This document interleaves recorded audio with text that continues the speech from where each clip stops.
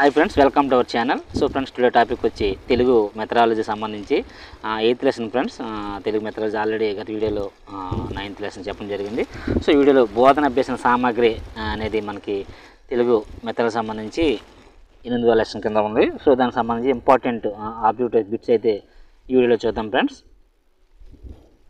TLM అంటాం ఇంగ్లీష్లో అయితే. చూడండి ఫ్రెండ్స్, ఇంకా లేట్ చేయకుండా వెళ్ళిపోదాం. బహుళైచ్ఛిక ప్రశ్నలు.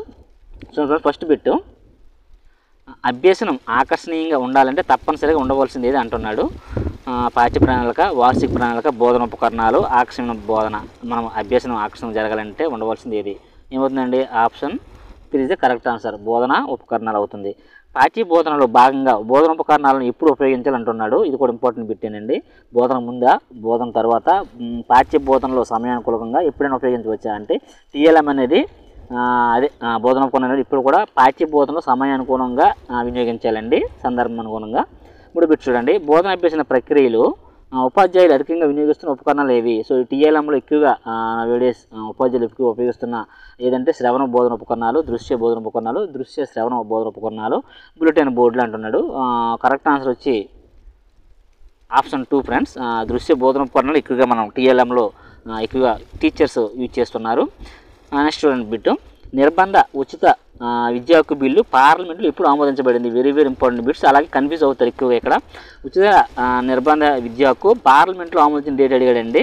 చూడండి, జనవరి 2009, మార్చి 2009, మే 2009, జూన్ 2009 అని ఇచ్చాడు. So option 1 friends. జనవరి 2009న మనకి ఉచిత నిర్బంధ విద్యా హక్కు చట్టం అనేది బిల్లు ఆమోదించింది. ఇది మనకి ఏప్రిల్ 1, 2010 నుంచి మనకు అమల్లోకి రావడం జరిగింది. అది కూడా ఇంపార్టెంట్ బిట్టు. నెక్స్ట్, విద్యకు వినాశనానికి మధ్య జరిగే పరుగు పందెమే చరిత్ర అని చెప్పింది ఎవరు? ప్రతి లెసన్లో కూడా కొటేషన్స్ ఉంటాయని చెప్పాం ముందే. సో తెలుగు మెథడాలజీ సంబంధించి, అలాగే మిగతా మెథడాలజీ అయినా కూడా ప్రతి లెసన్లో కూడా కొటేషన్స్ అయితే ఉంటాయి. వెరీ వెరీ ఇంపార్టెంట్, చూసుకోవాలి బాగా. మనం ఖచ్చితంగా 1 or 2 మార్క్స్ అయితే కొటేషన్స్ నుంచే వస్తాయి.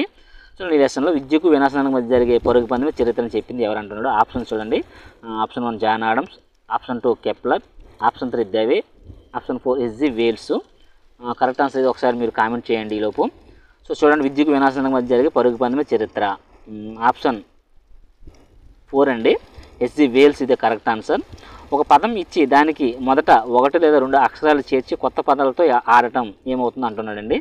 ఆప్షన్ చూడండి, వాక్య క్రీడలు, పద క్రీడలు, భాషా క్రీడలు, సృజనాత్మక క్రీడలు. ఒక పదం ఇచ్చి దానికి మొదట 1 లేదా 2 అక్షరాలు చేర్చి కొత్త పదాలు అలాగా ఆడుతూ ఉండాలంటండి. సో ఆప్షన్ వచ్చి 2 ఫ్రెండ్స్. ఆప్షన్ 2 పద క్రీడలు కరెక్ట్ ఆన్సర్. నెక్స్ట్ పెట్టి చూడండి, డామిన్ ఆటలో మొత్తం ఎన్ని పాచికలు ఉంటాయి? Very very important friends. డామిన్ ఆటలో మొత్తం పాచికల సంఖ్య 25, 30, 32, 28. ఎక్కువగా 30 ఆప్షన్ అనేది మనం ఎంచుకోవడం జరుగుతుంది. బట్ కరెక్ట్ ఆన్సర్ అయితే కాదు. So option 3 friends. ఆప్షన్ 3 28 డామినాలు ఉంటాయండి. సో డామిన్ ఆటలో మొత్తం పాచికలు 28 పాచికలు ఉంటాయి, గుర్తుపెట్టుకోవాలి. నెక్స్ట్ పెట్టు, చింత చెట్టు చిలుకలతోటి ఏమని పలికింది? చిలకల్లారా చిలకల్లారా చీచీ పొమ్మంది. ఈ గే రచయిత ఎవరు అడిగారండి.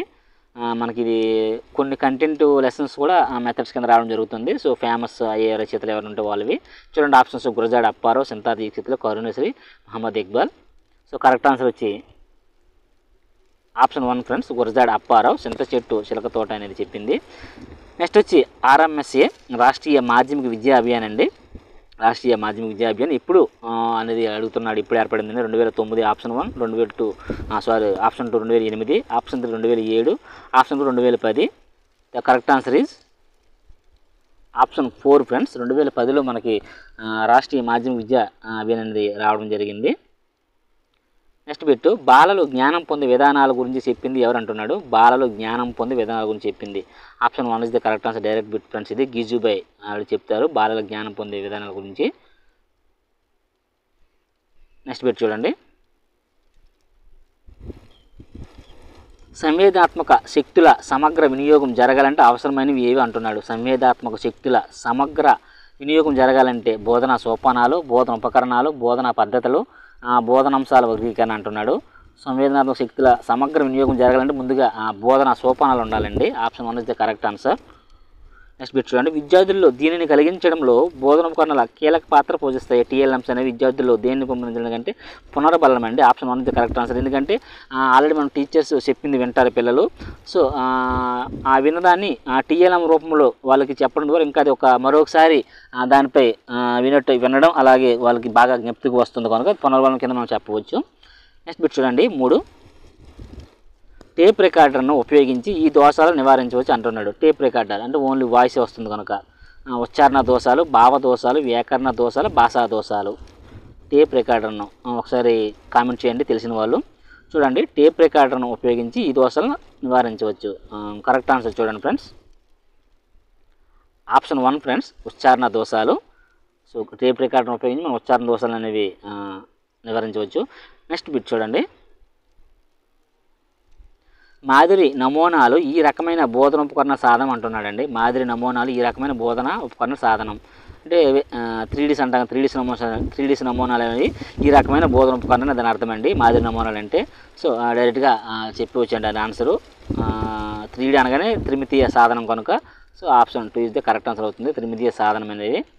నెక్స్ట్ బిట్ చూడండి, అభ్యసనానికి ప్రేరణ పునర్బలం కలిగించే అన్ని రకాల సంవేదాత్మక వస్తుజాలం లేదా చిత్రాలే దృశ్య శ్రవణ ఉపకరణాలను పేర్కొంది ఎవరు? ఇది ఒక కొటేషన్ అండి. మళ్ళీ అభ్యసనానికి ప్రేరణ పునర్బలనం కలిగించే అన్ని రకాల సంవేదాత్మక వస్తుజాలం లేదా చిత్రాలే దృశ్య శ్రవణ ఉపకరణాలు చెప్పింది ఎవరంటే ఆప్షన్ చూడండి, option 1 Edgar Dale, option 2 Burton, Gandhiji, Kothari commission ఇచ్చాడండి. సో ఎక్కువగా కొఠారి కమిషన్ లేదా ఎడ్గర్ డేల్ అనుకుంటాం మనం, ఈ 2 అవ్వచ్చు అని. బట్ 2 కూడా కాదు. అభ్యసనానికి ప్రేరణ పునర్బలం కలిగించి అన్ని రకాల సంవేదాత్మక వస్తుజాలం దృశ్య శ్రవణ ఉపకరణలు చెప్పింది ఆప్షన్ 2 అండి. కరెక్ట్ ఆన్సర్ వచ్చి ఆప్షన్ 2. ఓకేనా. నెక్స్ట్ బిట్ చూడండి, లాస్ట్ బిట్, బోధనలో ప్రమాణాలను నాణ్యతను మెరుగుపరచడానికి ప్రతి పాఠశాలకు తప్పనిసరిగా బోధన ఉపకరణాలను సరఫరా చేయాలని కోరింది ఎవరు అంటున్నాడండి. ఇది డైరెక్ట్ బిట్ అండి. ప్రతి పాఠశాల కూడా బోధన ఉపకరణాలు టీఎల్ఎంస్ ఉండాలని చెప్పింది కొఠారి కమిషన్ అండి. వాళ్ళు కొఠారి కమిషన్ 1966 రిపోర్ట్ అండి. 64లో స్టార్ట్ చేసి 66లో ఫినిష్ అవుతుంది. సో కొఠారి కమిషన్ సంబంధించి ఆ రిపోర్ట్లో వాళ్ళు ఈ టీఎల్ఎం గురించి కూడా ఖచ్చితంగా స్పష్టంగా చెప్పడం జరుగుతుంది బోధన ఉపకరణాలు అనేది. సో కనుక option 1 is the correct answer friends. So ఇక్కడితో మనకి 8th లెసన్ తెలుగు మెథడాలజీకి సంబంధించి 8th లెసన్ కూడా మనము చెప్పడం జరిగింది ఫ్రెండ్స్. ఓకేనా, థ్యాంక్ యూ. నెక్స్ట్ వీడియోలో మరొక టాపిక్ తీసుకుందాం.